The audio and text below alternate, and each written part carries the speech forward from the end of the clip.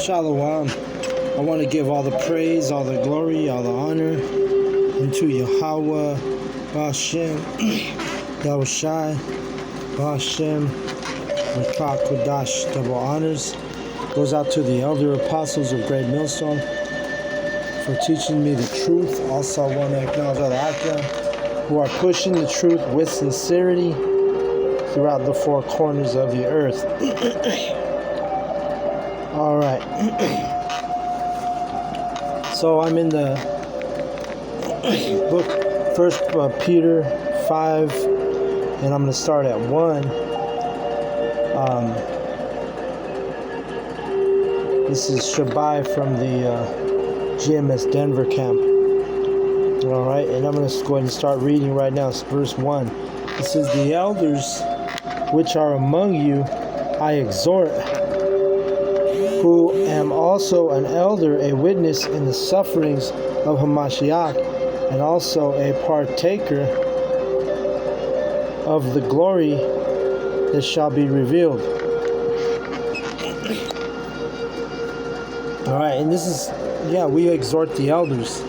All right, let me get that definition for that word exhort. Let's see. I'll read it out loud.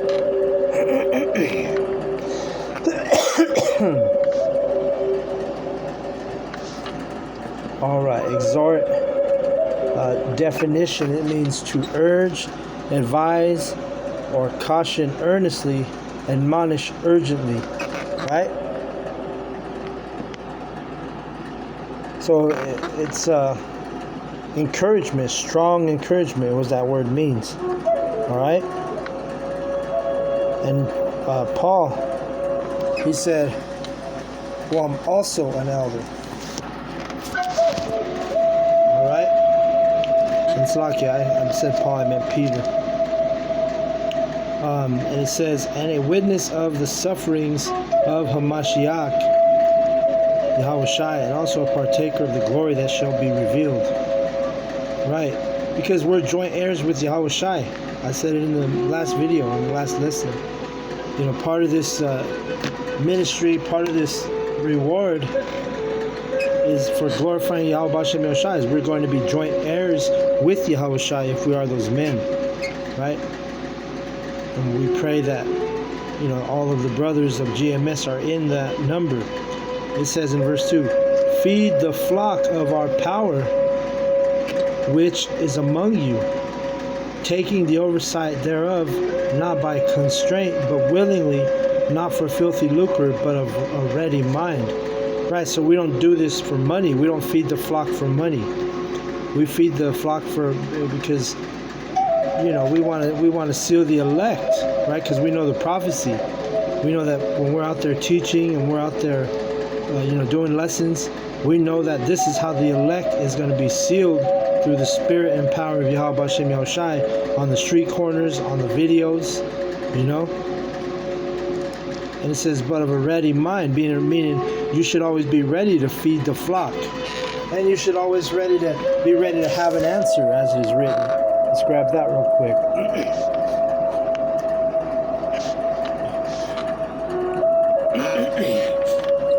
Which is 1 Peter 3:15. It says, "But sanctify Yahweh, the power, the Most High, in your hearts," and meaning in your minds, "and be ready always to give an answer to every man that asketh you a reason of the hope that is in you with meekness and fear." Right? So if someone asks you about this knowledge and truth, you be ready to let them know why you have this faith. Let them know you always have an answer, right? You always have to be ready to answer. Again, your answer got to be according to the truth, right?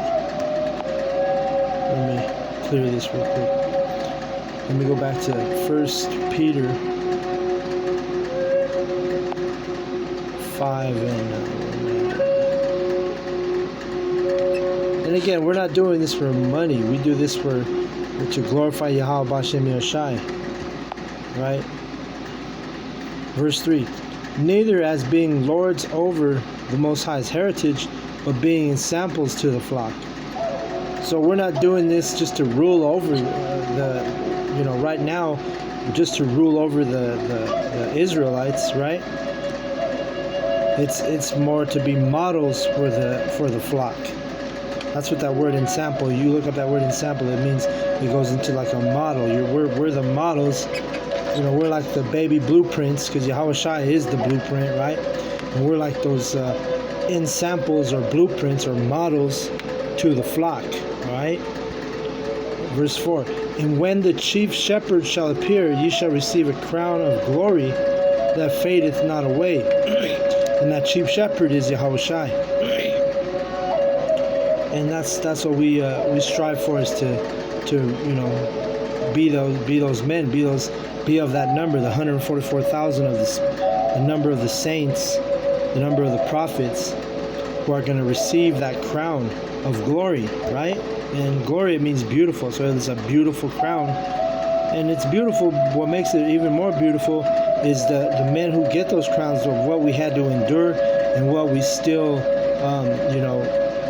we're steadfast in our faith, meaning we don't waver, right? Let's get this precept real quick. 2nd Esdras 2:46, it says, Then said I unto the angel, What young person is it that crowneth them and giveth them palms in their hands? And palms is a symbolic for victory, right? Because if you get a crown put on your head by Yahweh Shai, man, you got the biggest W ever, the biggest W of all time. Verse 47. So he answered and said unto me, It is the Son of the Most High, whom they have confessed in the world. Then, you know what? I skipped. I should have read 45. It says, I'll start at 44. 2nd Esdras 2:44. So I asked the angel and said, Sir, what are these? He's asking because he saw the vision of the prophets getting, you know what? I should have started 43. Salaki. 2nd Esdras 2:43. And in the midst of them there was a young man of a high stature, Yahweh Shai, that's who that is, taller than all the rest, and upon every one of their heads he set crowns, and was more exalted, which I marveled at greatly. So I asked the angel and said, Sir, what are these? He answered and said unto me, These be they that have put off the mortal clothing, and put on the immortal, and have confessed the name of the Most High, which the name is Yahweh the Father, Yahweh Shai the Son, right? Now are they crowned and receive palms, right?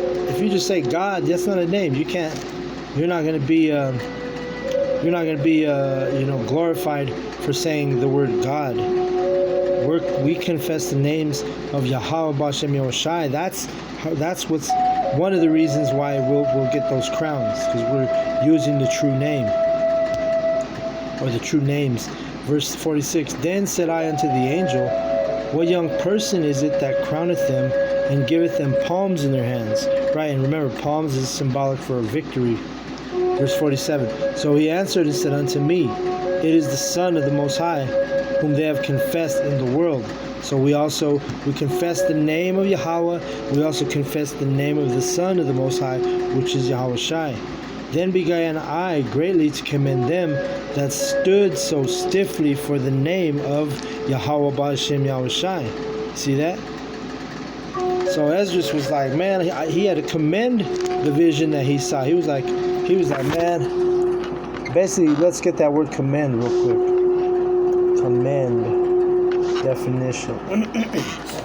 It means praise, formally or officially, compliment, congratulate, applaud, cheer, toast, honor, salute, admire, glorify. You get the point. Pay tribute to. See that?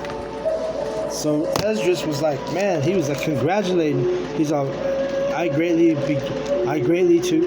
then began I greatly to congratulate them that stood so stiffly for the name of Yahweh, or praise them, or applaud them, right?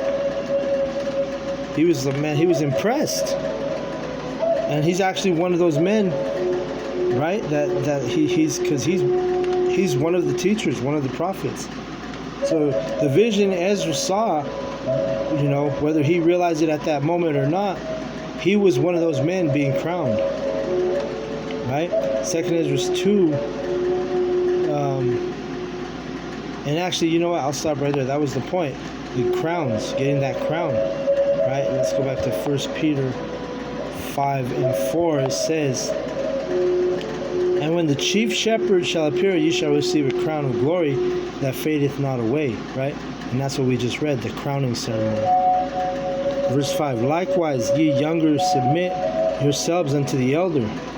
See, and this shows you that those other groups that are not, giving double honors to the elders, and they're going off and doing their own thing, or they're you had men in the past saying that Elder Tahar needs to retire. You had anytime they come against our elders, they're out of order, they're out of line, and they become wicked false prophets. Because the scripture says you submit yourself to the elder. You're not supposed to sit here and say, "Oh, Elder Apostle Tahar needs to retire." Right? That's a foolish statement. And you best believe these men that are of these other camps that are not giving double honors to the elders of GMS, hey, the Lord's going to deal with them. It says, "Yeah, all of you be subject to one another," meaning the order, right? You gotta respect the order and this truth and this knowledge, man. You can't, think you're above a brother, or and we act humble. We leave it as, just like our elders, they're humble. But guess what? If the elders decree, for us to do 2 videos a week, then guess what?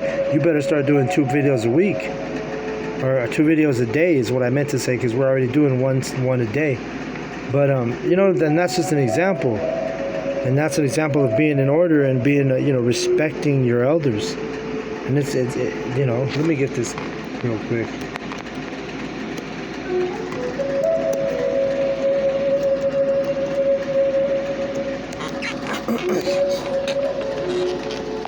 Let's get it real quick.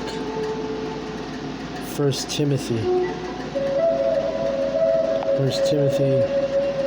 5 and 17, it says, "Let the elders that rule well be counted worthy of double honor, especially they who labor in the word and doctrine." Right? So we know that our elders have been doing this, Elder Gabar I know Elder Gabar is going on around 35 years on the streets teaching, and Elder Apostle Tahar is going on about 40 years teaching. So guess what? They're worthy of double honors, right? That's why we say that, double honors, in the beginning of our videos. You give double honors to the elders. And it says, especially they who labor in the word and doctrine. Have they not been laboring for 35 going on 40 plus years? So that's a great feat, which we should respect that. You don't come above an elder, man. And the word elder, let me just get this real quick. Let me get the word elder etymology. So when I go into the elder etymology, it says, let me see.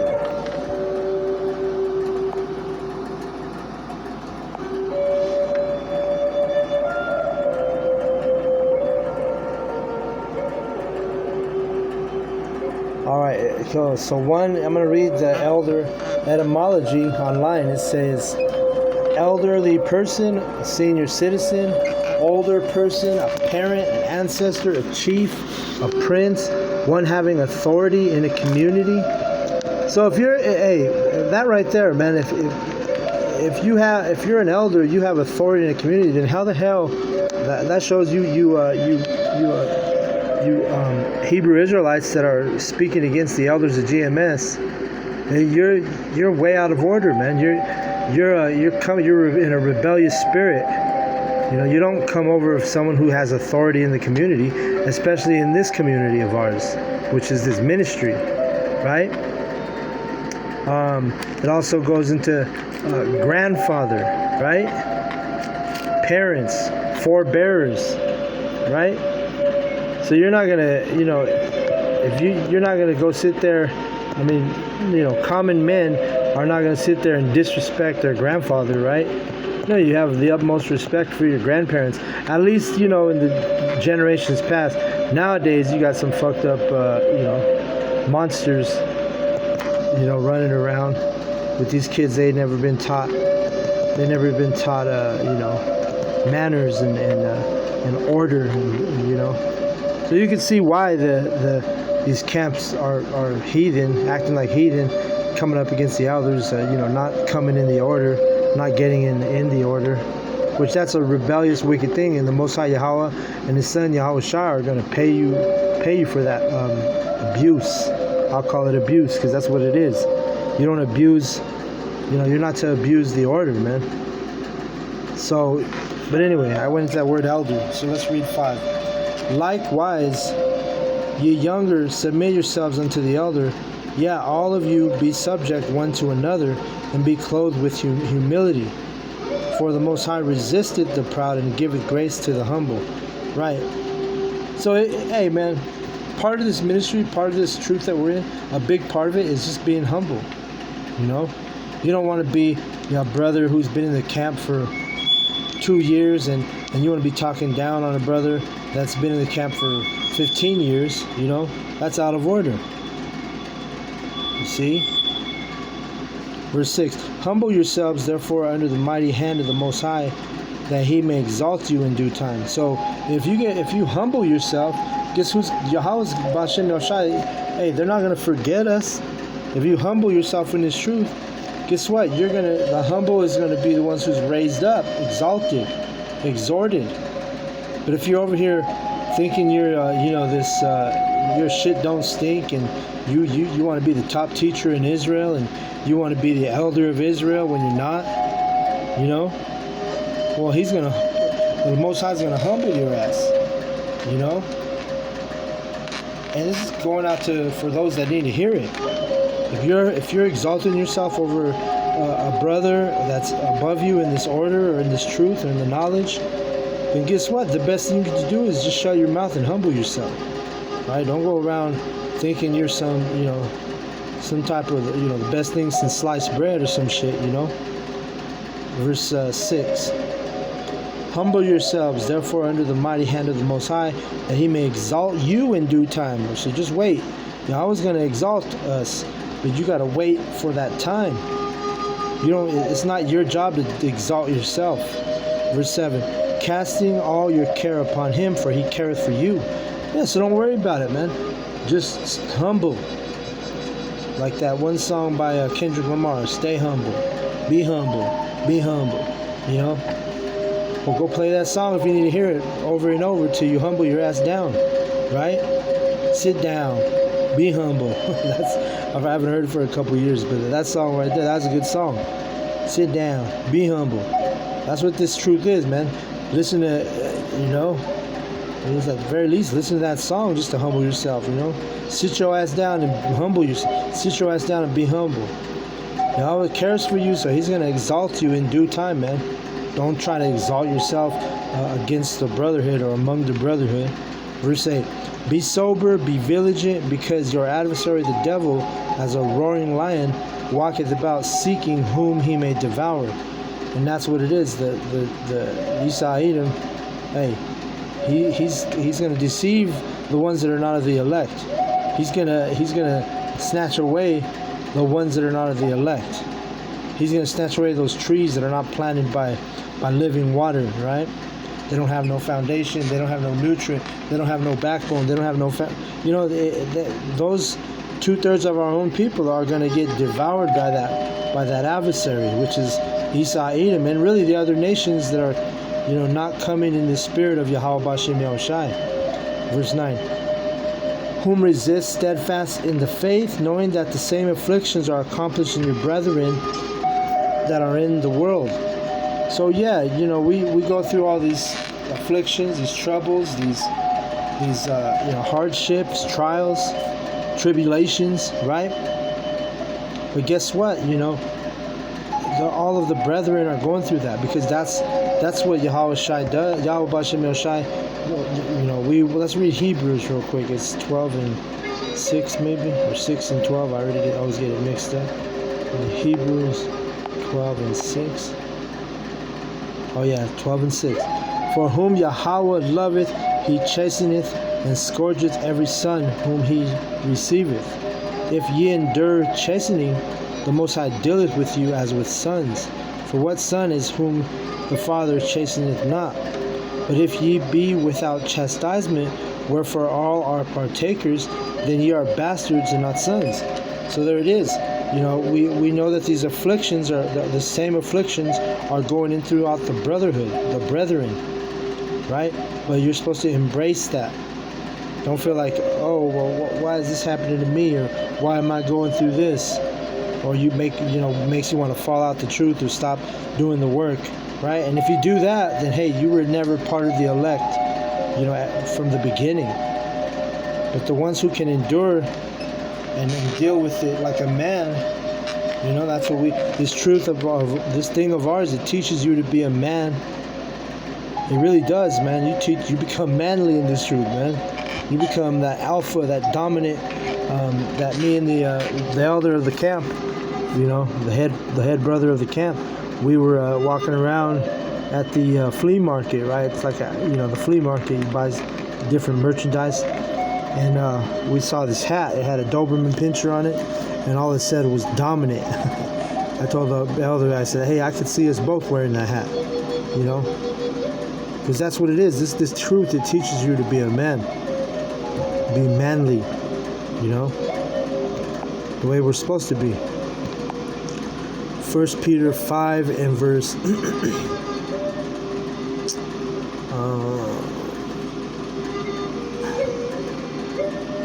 I'll read 9 again. It says, whom resisteth steadfast in the faith, meaning you're not wavering, you're always, foundation is there in this truth, in this faith, knowing that the same afflictions are accomplished in your brethren that are in the world, right? So we're all going through it, is basically what that verse is saying. Verse 10, but the Most High of all grace, who hath called us unto his eternal glory by Hamashiach Yahushai, after that ye have suffered a while, make you perfect, establish, strengthen, settle you, right?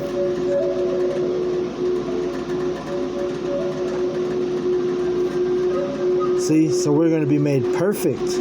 And we're really, literally, throughout this ministry, we're being made perfect. The prophets, the elect, are being made perfect. And it's by that scourging, right? Remember, the gold tried in the fire, right? Let me get this real quick. Genesis 6 and 9.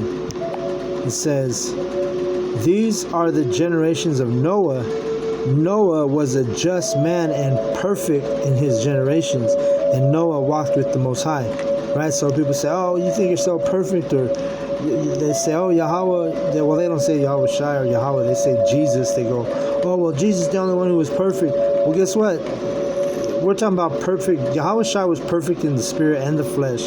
But guess what? There are men who are, and when those men who are of the elect, who are of the 144,000, we're perfect in our spirit.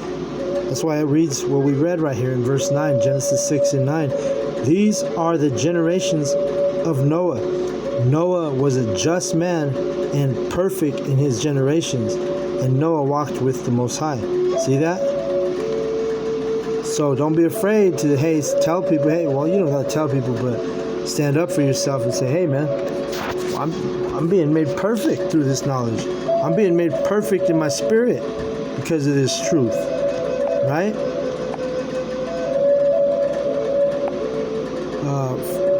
1 Peter 5 and 11, it says, to him be glory and dominion forever and ever, so be it.